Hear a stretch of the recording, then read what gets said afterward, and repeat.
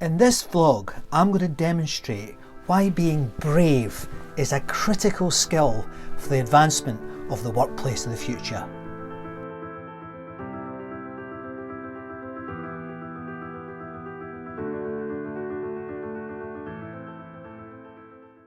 Hello, my name's Scott McArthur and welcome to the Edge of Next vlog, where I try to provide you with tools and techniques and methodologies to help you get into the future of work. And my big aim, my key goal, is to put the human back into the human resources. If this is your first time here, please hit the subscribe button, and if you hit the little bell, that will make sure in the future you get a notification and you can be part of the conversation. So there's a story which has become something of a myth, a parable if you like, and that's the story of Kitty Genovese. Kitty lived in New York in the 1960s, and the story goes that one day she was walking home when she was approached and killed by a stranger. Now that is quite common given there are 700 murders in New York every year, but what was not so common was that the police reported in the New York Times that over 30 people watched Kitty be murdered, and yet none of them came to her rescue.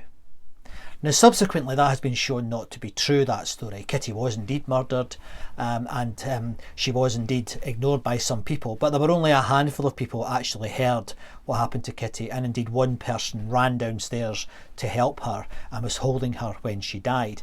But nevertheless, that parable, that myth if you like, has had a significant effect not only on social psychology research but also on policing in New York.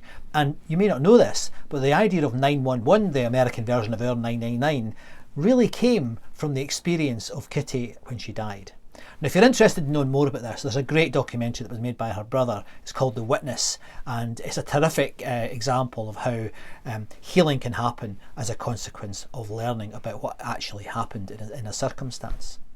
But regardless of whether the Kitty Genovese story was fully true or not, there's something in it that I think is really, really important. This week I've been following the CIPD, that's the Chartered Institute of Personnel Development, ACE event in the virtual world. It's normally in Manchester at the big arena, and I actually spoke there last year. It was terrific. The event has been pretty good. Now, I'm not actually going into many of the talks. What I'm doing is watching what happens as a consequence of the talks. And one of the summaries this morning was published, and there was nothing wrong with it. Peter Cheese did it. He's the chief executive of the CIPD. But I have to say, it was a bit like motherhood and apple pie. It was about let's be more humanistic, let's make things nimbler, let's listen, let's think about mental health. These are issues that are absolutely everywhere at the moment. And again, I've got no particular issue with that, but that these are issues that have been around for a long time. And that's what I wanted to talk about today. We've known in the HR profession for decades that there have been issues around discrimination, wellness, competency, etc. And I have to say I'm very proud of the fact that my generation was one of the first generations to set in place rules and regulations to start to reduce these issues and make discrimination a good thing rather than a bad thing. However, there's still a problem, because we're still talking about the same issues we were talking about 30 years ago, as if there's something new. Now that is just not true. These are issues that we've been working on for all this time. But what I'm interested in is why? Why has progress, there is progress, but is it fast enough? Why is it not recognised? What is going on out there? And one of the things I think is happening is that my profession, and maybe other people in industry as well, but I think my profession in HR have a particular responsibility for this, have not perhaps spoken out the way they should have. Now, in the HR profession's defence, it may have been because they didn't have a position of authority and therefore didn't feel they had the power to speak up. It may have been they were scared to speak up and thinking they may lose their job. It predates many of the current legislation around whistleblowing, but there's something there that concerns me. I seem to be hearing the same things again, and I'm thinking, hold on a minute, we should be doing something about this. So what do I think we should be doing? Well, the first thing is to develop bravery. I think in our organisations we need to be brave enough to feel safe enough to actually say no That is not a practice that I am willing to accept in this organisation. Now again, you might think, oh, well, that just makes HR a do-gooder. Well, it doesn't, because these are serious issues. And I think the HR profession needs to develop that skill of speaking out, that feeling of psychological safety to be able to speak out as soon as it can. Now this won't be easy. Companies are companies, and quite often in my experience HR is swept under the carpet or seen as an administrative function. Still, in 2020 it's still seen like that in many organisations. In others it's seen as important. The word strategic is often used. Now I'm not sure anyone really understands what the word strategic means, and I'd be interested in your views. Please put it in the comments if you have a view on that. However, I think the key thing is HR community, we need somehow to give you the tools in order to be brave. Let me give you a couple of examples.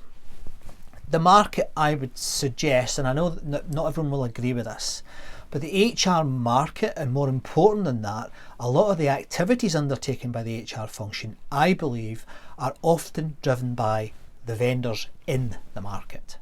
And I think there are two examples here that I think we need to be brave about. The first one I have spoken about before, and that's about measurement. It has developed into this whole industry, this dreadfully called human capital, where HR professionals are continually seeking to measure things. Now, I'm a former scientist. I get how important measurement should be. But there are two things here that I think are quite important. Not everything that is important, personally or at work, can be measured. Now that is significant, because a lot of the things that help people feel good at work, productive at work, safe at work, cannot be measured. The second thing is about law. Now, despite what many HR professionals might tell you, a lot of them really enjoy the legal side of the business, and they spend lots of times mulling over thick books about the intricacies of law. Now I think, again, that law, it has got us very far. It's very important. It took us through the trade union movement, which helped us with health and safety, helped us with workers' rights, helped us with reasonable employers. But it's 2020. And I think, again, the HR profession and chief executives should be saying, hold on, this legal environment has gone too far. I think we need to simplify it. So ask yourself, my HR colleagues, are you brave enough to stand up and be counted? And let's move the profession into the future in a positive way. So my call to action today is this. I would like to see more of us in industry. Everyone who works with people, whether you work in HR or you're the chief executive, I would like to see far fewer of us being bystanders and many, many more of us becoming upstanders for the betterment of the people in our organisations. I think that is a way we can really face the future in a positive way. We are on the edge of next. Are you brave enough to jump?